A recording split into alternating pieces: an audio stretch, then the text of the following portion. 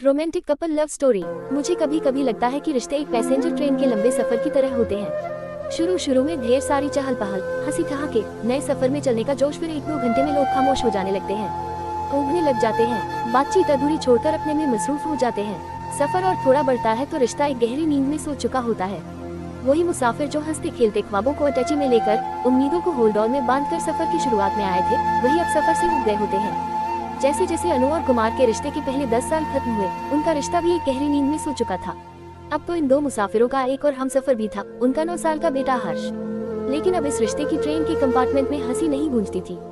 लोग एक दूसरे के साथ खाना नहीं खाते थे, एक साथ क्रॉसवर्ड नहीं सॉल्व करते थे। बड़े शहर की शादियों में अकेलेपन की जोंक अक्सर लग जाती है, और उसमें जब तक अपने साथी के साथ का नमक ना छिड़को तब तक वो जोंक मरती नहीं। ऐसा नहीं था कि इस शादी में गहरे मतभेद थे और कड़वाहट थी। होती तो शायद अच्छा रहता, क्योंकि कोई भावना तो होती। अब तो इस रिश्ते में खुशी या गम जैसी भावना ही नहीं दिखती थी।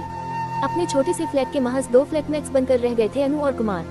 ना ज्यादा बात करते थे, ना शाम को सैर पर जाते थे, ना संडे को एक साथ राशन की लिस्ट बनाते थे, ना बृहस्पतिवार को सब्जी मंडी में साथ जाकर बड़े बड़े थैले लेकर ठेले के सामने कटहल पर मोलभाव करते थे। वो पिछले 5 साल से एक बड़े शहर में आ गए थे। कुमार अब तक एक फार्मास्यूटिकल कंपनी में असिस्टेंट वाइस प्रेसिडेंट बन गया था। घर देर से आता था, कई बार सबके सो जाने के बाद खाना अकेला खाता था। बेटे की पेरेंट टीचर मीटिंग मिस करने लगा था। घर के बगल वाले पार्क की बेंच पर 4 साल से नहीं बैठा था। अनु अक्सर कोशिश करती थी कि वो कुमार से अपने दिल की बात कहे, उन दोनों के बीच में आ गई दूरियों के बारे में बताए और साथ में उन्हें दूर करने के रास्ते ढूंढे।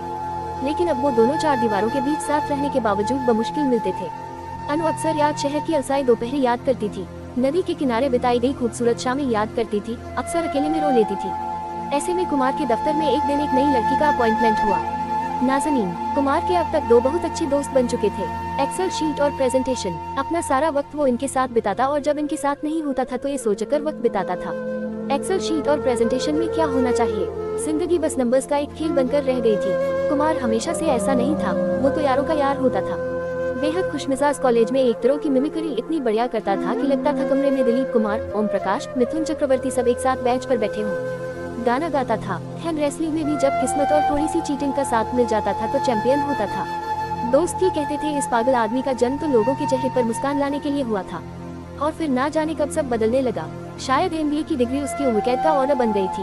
वो करियर की उड़ान तो बखूबी लेने लग गया था, पर खुद को कहीं बहुत पीछे भूल आया था। वो अनु से दिन भर की छोटी छोटी बातें शेयर नहीं करता था, पर अब ऑफिस में कोई ऐसा आ गया था जो उससे छोटी छोटी बातें करना चाहता था।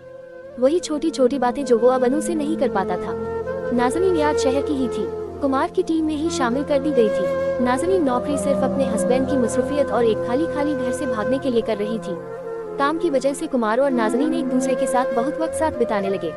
वो कुमार से इस तरह की बातें करती कि कल क्रिकेट मैच देखा, अचार खाओगे, याद शहर से अम्मी ने भेजा है। तुम्हें पता है हमारे मोहल्ले में हिंदू मुस्लिम का कहीं कोई सीन नहीं था। होली पर हर साल डैडी का सर से पाँव में लाल पीले रंगों में रंगा जाना और एंड में उनका कुर्ता फटना तय था।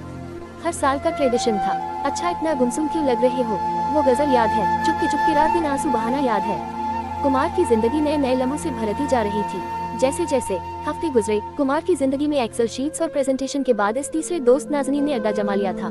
उसको ये एहसास होने लगा था कि इतने सालों में अपने करियर में इतना अच्छा करने के बावजूद भी उसकी जिंदगी में कितने फिल इन द ब्लैंक्स आ गए थे। वो अपने बारे में ही कितनी चीजें भूल गया था। ये वो छोटी छोटी बातें थी जो वो कभी कभी अनु के साथ किया करता था, और अब वो और अनु अजनबी हो गए थे। दोस्तों, आपको हमारी कहानियाँ कैसी लग रही हैं हमें कमेंट करके जरूर बताएं, और अपने दोस्तों के साथ इस कहानी को जरूर शेयर करें।